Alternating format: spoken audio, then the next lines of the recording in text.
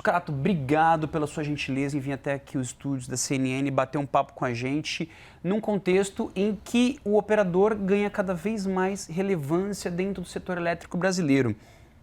Há 20 anos, mais ou menos 25 anos, no início dos anos 2000, acho que a pergunta central do ONS seria: temos energia suficiente? Hoje, acho que as perguntas são mais complicadas, né?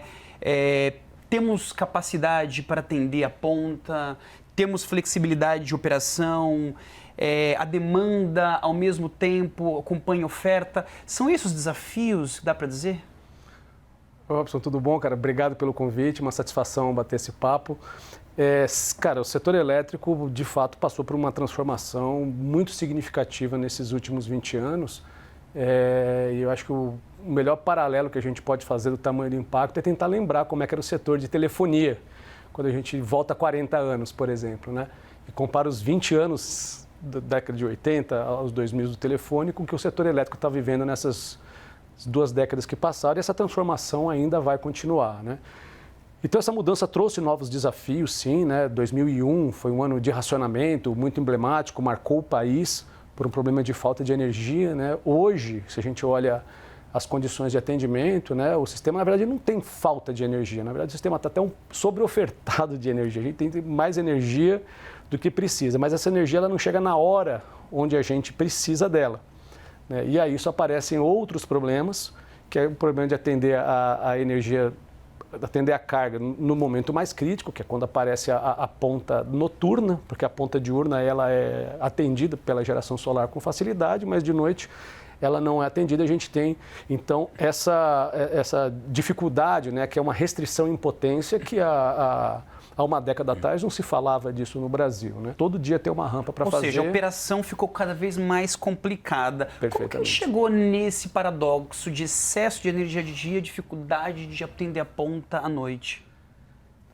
Bom, isso decorre por uma mudança estrutural na matriz elétrica brasileira, por uma série de razões, mas eu diria que a causa raiz, né, se a gente pode chamar isso de um problema que tem uma causa, né, mas é emblemático uma revolução tecnológica que aconteceu no setor elétrico, que foi a entrada maciça de fontes renováveis numa velocidade muito rápida, com o custo caindo, onde essas decisões não dependiam mais de leilões regulados para esses ativos entrarem na matriz, e eles entraram em função do negócio, do mercado livre, do sistema de compensação da medição na micro e mini geração distribuída, e os indivíduos foram tomando decisões racionais com base nos incentivos que recebiam, e muitos subsídios geraram esses incentivos, só que essa matriz ela foi entrando e a curva de carga permaneceu com a sua característica. Então, você tem um consumo que segue um comportamento e você coloca a geração só durante o dia, você começa a criar um descompasso entre a oferta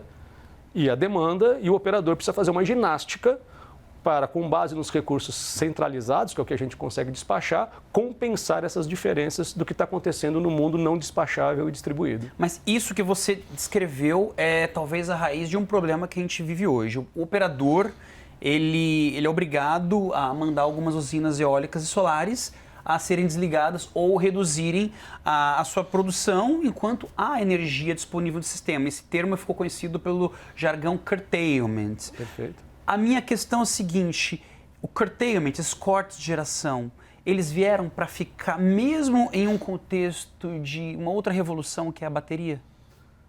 Olha, Robson, eu acho que a gente está passando por uma fase, né? Então, a gente teve uma fase depois da grande perturbação de 2023, onde a gente precisou acertar a região de segurança do setor elétrico, e começaram a aparecer os cortes por razões elétricas, que é onde a gente precisa restringir localmente a geração para manter a rede estável, para que, caso aconteça uma perturbação, o sistema não ia blackout.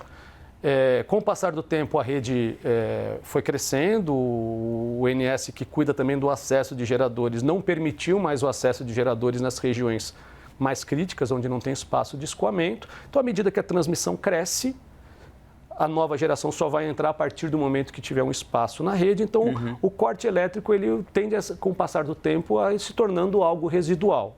Só que de lá para cá surge o corte energético. E esse corte energético, basicamente, é porque falta consumo no Brasil quando há uma concentração de geração num determinado horário. E aí não tem o que fazer, não tem expansão de transmissão que resolva o problema do corte energético, que é basicamente falta de consumo.